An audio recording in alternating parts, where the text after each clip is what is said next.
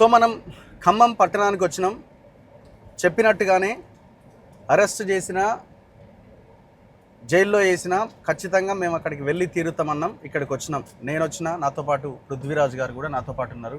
Kaloji TV, plus TV, ఇంకా అన్ని channels, E96 చాలా ఛానల్స్ రావడం జరిగింది, మన ప్రజా వెలుగు ఇవన్నీ.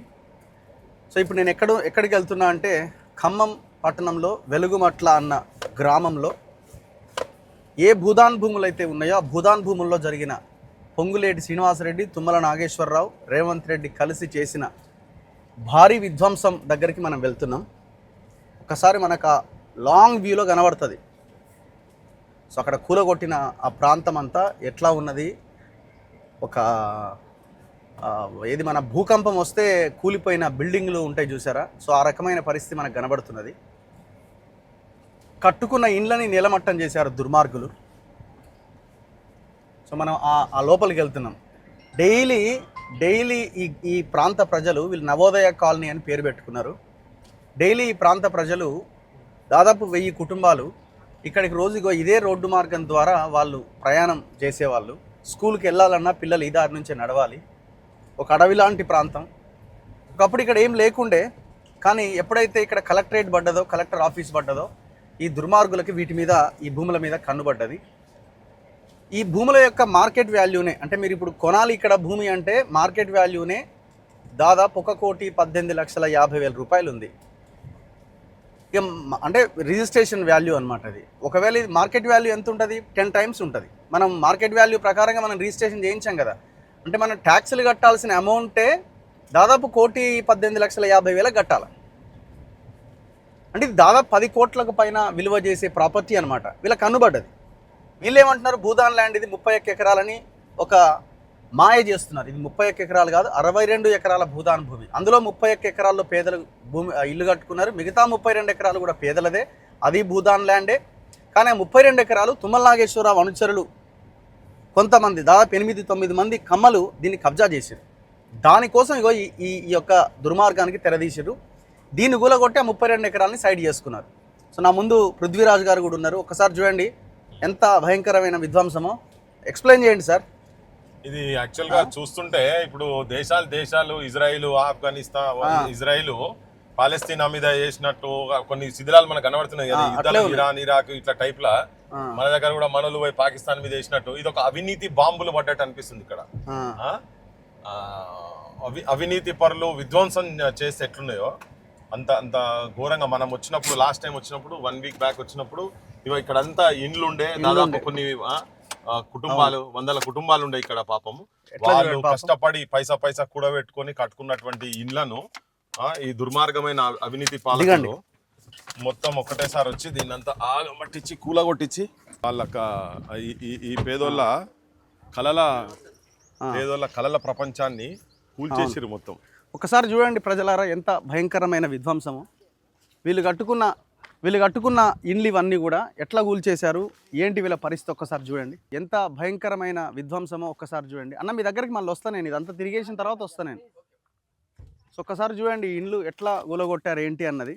ఇక వాళ్ళ ఇంటికి కట్టుకున్న, దీన్ని ఏమంటారు, సూరు కట్టుకున్న పూజలు చేసి కట్టుకునేది. పూజలు చేసి ఇంటి ఎంట్రన్స్ లా కడతారు కదా, గుమ్మానికి కట్టే కొబ్బరికాయ, ఇది కూడా ఇదైపోయింది. సో ఒక్కసారి చూడండి ఒక్కొక్క ఇల్లు, వాళ్ళు కట్టుకున్న ఇండ్లు ఇవన్నీ కూడా ఎట్లా నీలమట్టం అయిపోయినాయో. మీరు ఇక్కడ ఇంకా ముందుకెళ్తే ఇది ఒక లైన్ మాత్రమే, ఇట్లాంటివి దాదాపు ఒక 1000 ఇల్లు కూడా కొట్టిరు.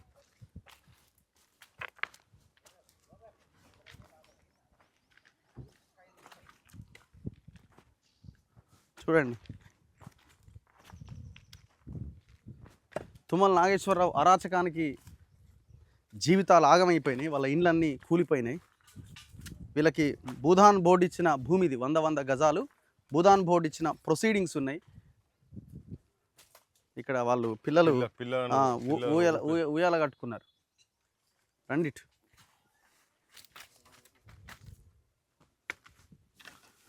సో వీళ్ళు చూడండి లోపల చిన్న షెడ్లు వేసుకొని, చిన్న షెడ్లు వేసుకొని పెయింట్ వేసుకున్నారు వీళ్ళు. లోపల గోడలకున్న పెయింట్. ఎట్లా కూలగొట్టాలనిపించిందో ఈ దుర్మార్గులకి. ఎంత అన్యాయం. పుస్తకాలు, నోట్ బుక్స్, అబ్దుల్ కలాం బొమ్మ ఉన్నది దీని మీద. మళ్ళీ చూడండి నోట్ బుక్స్, పిల్లల నోట్ బుక్స్ అన్నీ. అబ్దుల్ కలాం బొమ్మ ఉన్నది. పాపం చిన్న పిల్లలు అయిపోలేదు, నోట్స్ అయిపోలేదు. చూడండి ఇట్లా కనీసం పుస్తకాలు కూడా తీసుకొని చూడు పిల్లలు. చూడండి English medium. What did the 2 kittens do one night? A class పిల్లలు ఏమో ఇంగ్లీష్ మీడియం చదువుతున్నారు పిల్లలు. ఈయన చదివిస్తానడా? భూములు అవసరం లేదు, చదివిస్తాను కదా ముఖ్యమంత్రి గారు. ఏం అన్యాయం ఇది, ఏం అన్యాయం ఇది, ఎంత దుర్మార్గం ఇది. ఒక్కసారి ప్రజలారా ఆలోచించండి. అమాయకులైన జనాల ఇండ్లు జనాల ఇండ్లు ఎట్లా కూలగొట్టిరో చూడండి. భూములు పోయినాయి, బతుకులు పోయినాయి, అన్నీ పోయినాయి. బడులు లేవు, పుస్తకాలు పోయినాయి, ఇగో ఇలా పెన్లు. ఎంతెంత పెద్ద ఇండ్లు కూలగొట్టిరు చూడండి. ఎంతెంత పెద్ద ఇండ్లు వీళ్ళు కూలగొట్టిరు ఒక్కసారి చూడండి. మీరు వీడియోస్ చేసుకోండి తిరిగి, తర్వాత మాట్లాడించవచ్చు. సో ఆ ఇల్లు చూడండి ఎంతెంత పెద్ద. వాళ్ళు వాష్రూమ్స్ టైల్స్ కూడా వేసుకున్నారు, బాత్రూమ్స్ కట్టుకున్నారు. అటు వెళ్దామా? ఇటు వెళ్దాం. ఇటు పోదాం, అటు పోదాం. ఇటు రండి, ఇటు వెళ్దాం రండి.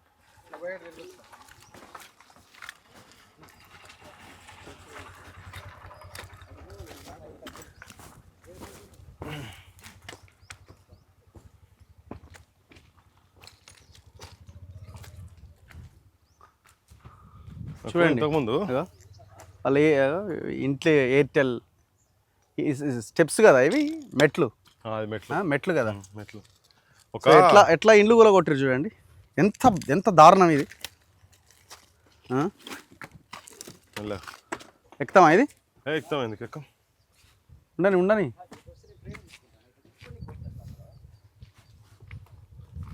ఒకసారి చూడండి వీళ్ళ బాత్రూమ్ టైల్స్. ఎంత కష్టపడితే ఇల్లు కట్టుకుంటారు వీళ్ళు. లక్షలు పోసి టైల్స్ వేసుకున్నారు, గోడలకు పెయింట్ వేసుకున్నారు. షెడ్డే కావచ్చు, చిన్న ఇల్లు లాంటి నిర్మాణం ఇది. నీ వెనకాల కూడా చూడవచ్చు. అంటే వాళ్ళు లోపల టైల్స్ వేసుకున్నారు కింద. ఈ ఇల్లు కూడా ఎంత అద్భుతంగా ఉంది చూడు. మంచి కట్టుకున్నారు, ఇది చాలా బాగా కట్టుకున్నారు వీళ్ళు. కింద వాళ్ళు టైల్స్ వేసారు. ఇంకా చూడండి ఎన్ని లక్షల నష్టం వీళ్ళకు. టైల్స్ వేసి ఇల్లు కట్టుకున్నారు పాపం. నేలమట్టం చేసి పడేసినారు. కనీసం నోటీస్ కూడా లేదు వీళ్ళకి.